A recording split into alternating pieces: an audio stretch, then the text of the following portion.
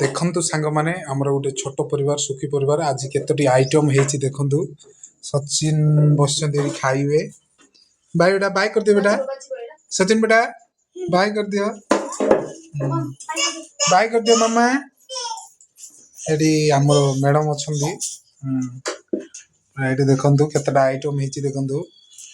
ଏଇଟା ହଉଛି ଆଳୁ ପୋଟଳ ଭଜା, ଏଇଟା ହଉଛି ମିକ୍ସ ତରକାରୀ, ଏଇଟା ସବୁ ଆଳୁ ପୋଟଳ ଭଜା ଆଉ ମିକ୍ସ ତରକାରୀ ଏବଂ ଏଇଟା ହଉଛି ଡାଲି।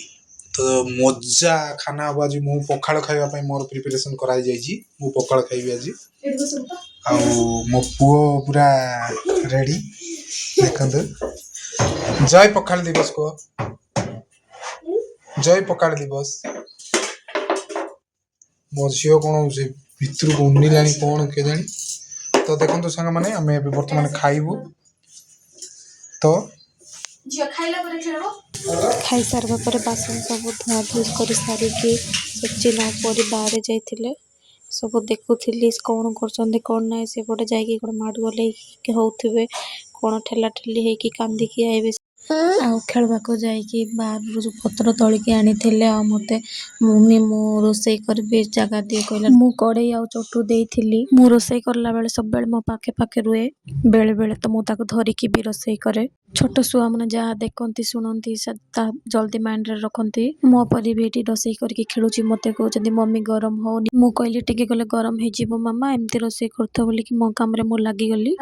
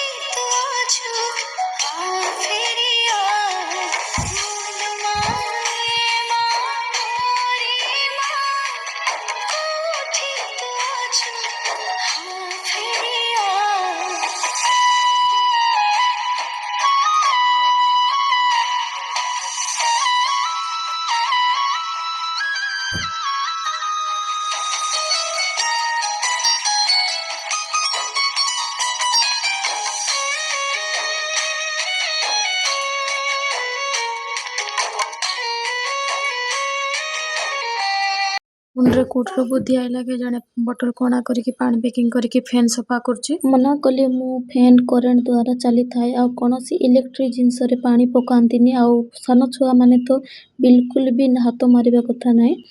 ଆଉ ଏମିତି ଭୁଲ କଲେ କରେଣ୍ଟ ସକ୍ ହେଇକି ଜୀବନ ପଳେଇଥାଏ। ସମୟ ହେଇଛି 3:36। ଆରେ ଆମ ବଲଟା ଦିଅ। ବଲ ଦେବି ଯେ ତମେ ମାନେ ମତେ ଟିକେ ତମ ସାଙ୍ଗରେ ଖେଳିବ ତ? ନା ନା ତମେ ଜଲ୍ଦି ଘରେ ଝିଅ। ଆମ ସେଇରେ ଖେଳିଲେ ଆମକୁ ଆଡେ। ଆରେ ଆରେ ସେ କାଇଁ ଆମ ସାଙ୍ଗରେ ଖେଳିବନି? ସେ ଆମ ସାଙ୍ଗରେ ଖେଳିବ। ଚାଲ।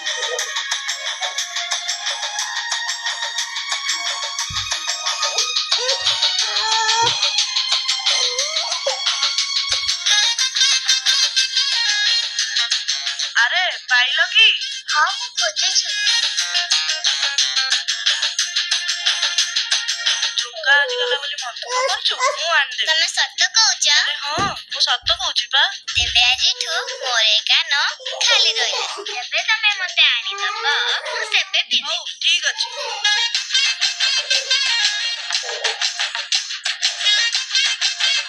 ଘରର ସବୁ କାମ ସାରି ମୁଁ ଆସିଯାଇଛି ଆମେ ଲଗାଇଥିବା ପରିବା ଗଛରେ ପାଣି ଦେବା ପାଇଁ।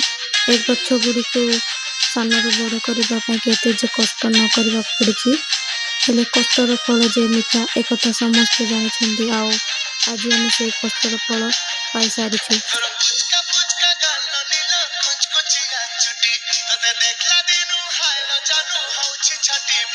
ନିଜେ ଲଗେଇଥିବା ପରିବାକୁ ରୋଷେଇ କରି ଖାଇବା ତ ଅଲଗା ପ୍ରକାର ମଜା ଲାଗିଥାଏ। ଆଉ ଆପଣମାନେ କିଏ କିଏ ଆଉ କ'ଣ ନିଜ ବାଡ଼ିରେ ପରିବା ଲଗାଇଛନ୍ତି। ଆମ ଚ୍ୟାନେଲକୁ କିଏ କିଏ ଦେଖୁଛନ୍ତି କମେଣ୍ଟ ମାଧ୍ୟମରେ ଜଣାଇବେ।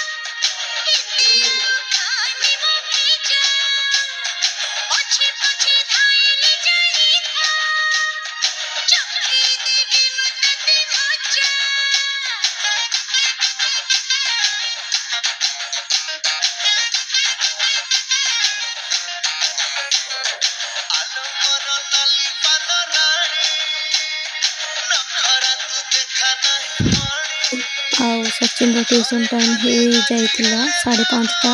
ପାଣି ଦେଇ ସାରି ପଳେଇ ଆସିଥିଲି ସଚିନକୁ ରେଡ଼ି କରିବା ପାଇଁ।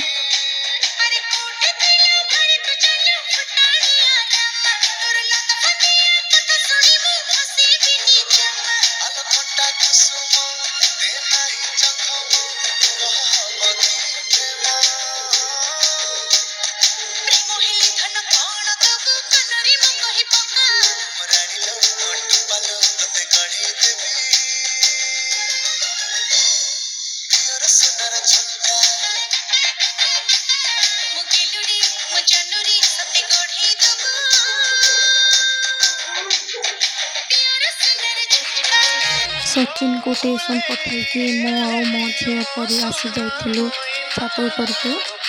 ଯେତେବେଳେ ରୁମ୍ରେ ରହି ରହି ବିରକ୍ତ ଲାଗୁଥାଏ ମୁଁ ଆଉ ପରି ଛାତକୁ ପଳାଇ ଆସିଥାଉ। ଛାତ ଉପରେ ଆସିଲେ ନା ମାଇଣ୍ଡ ଟିକେ ଫ୍ରେଶ୍ ଲାଗେ। ଆଉ ସକାଳେ ସଫା କରିଥିବା କପଡ଼ା ସବୁ ଶୁଖା ହେଇଥାଏ, କପଡ଼ା କାଢ଼ିକି ନେଇଯାଇଥାଏ। ପରି କପଡ଼ା ସବୁ କାଢ଼ିବା ବୋଲିକି କାନ୍ଦୁଥିଲେ। ଆଉ ହାତ ପହଞ୍ଚିଲେ ସିନା କାଢ଼ିବ ମାମା କହି ବୁଝେଇ ଦେଇଥିଲି ପରି।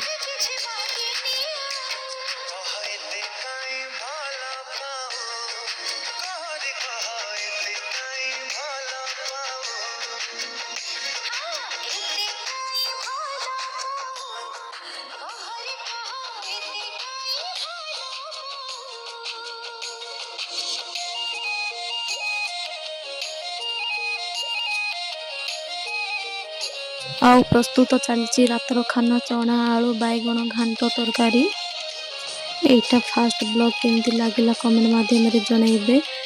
ଖାଇକି ସବୁ ଶୋଇ ପଡ଼ିଲେଣି। ଗୁଡ୍ ନାଇଟ୍ ସାଙ୍ଗମାନେ, ବାଏ।